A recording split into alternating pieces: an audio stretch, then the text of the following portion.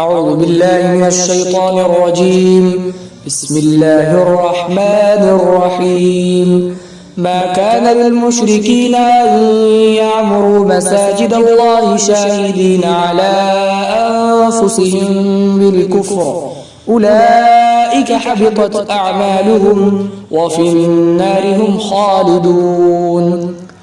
مشرکوں کا کام نہیں ہے کہ وہ اللہ کی مسجدوں کو آباد رکھیں اس حال میں کہ وہ خود کفر کا اقرار کر رہے ہوں۔ انہی لوگوں کے اعمال بیکار ہو گئے اور یہ لوگ ہمیشہ جہنم میں رہنے والے لوگ ہیں۔ انما يعمر مساجد الله من آمن بالله واليوم الآخر وأقام الصلاة وآتى الزكاة ولم يخش إلا الله فعسى أولئك أن يكونوا من المهتدين۔ اللہ کی مسجد کو تو وہ لوگ آباد رکھیں گے کہ جنہوں نے اللہ اور آخرت کے دن پر ایمان لایا ہے اور نماز قائم کیا اور زکوٰۃ ادا کیا اور اللہ کے سوا کسی سے بھی نہیں ڈرا۔ یقینی بات ہے کہ یہی لوگ ہدایت یافتہ ہیں۔ اجعلتم سقایۃ الحاج وعمارۃ المسجد الحرام كمن آمن بالله واليوم الآخر وجاهد في سبيل الله لا يستوون عند الله والله لا يهدي القوم الظالمين۔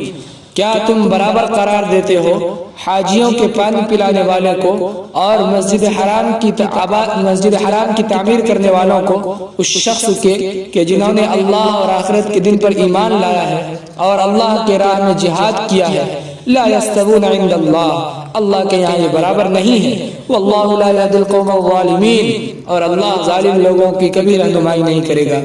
الذين آمنوا وهاجروا وجاهدوا في سبيل الله بأموالهم وأنفسهم أعظم درجة عند الله وأولئك هم الفائزون۔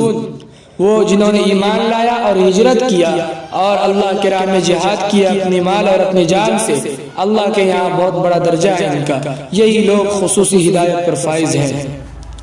يبشرهم ربهم برحمة منه ورضوان وجنات لهم فيها نعيم مقيم خالدين فيها أبدا إن الله عنده أجر عظيم۔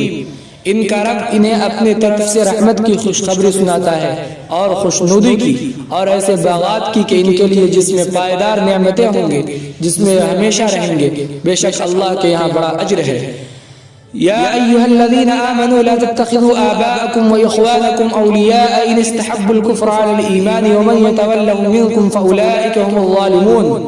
ایمان والو، تم اپنے باپ اور تم اپنے بھائی کو دوست نہ بناؤ اگر وہ ایمان پر کفر کو ترجیح دیتے ہوں، جو تم میں سے انہیں دوست بنائے گا تو یہی لوگ ظالم ہیں۔ قل إن كان آباؤكم وأبناؤكم وإخوانكم وأزواجكم وعشيرتكم وأموال اقترفتموها وتجارة تخشون كسادها ومساكن ترضونها أحب إليكم من الله ورسوله وجهاد في سبيله فتربصوا حتى يأتي الله بأمره والله لا يهدي القوم الفاسقين۔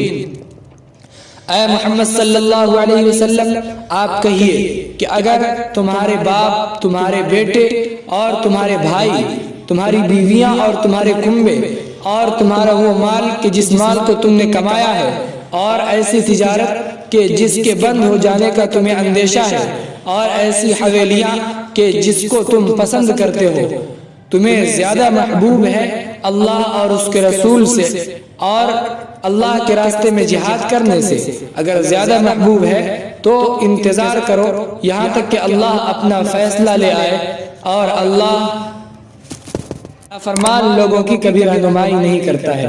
وَأَقُولُ قَوْلِي هَذَا وَأَسْتَغْفِرُ اللَّهَ لِي وَلَكُمْ وَلِسَائِرِ الْمُسْلِمِينَ فَاسْتَغْفِرُوهُ إِنَّهُ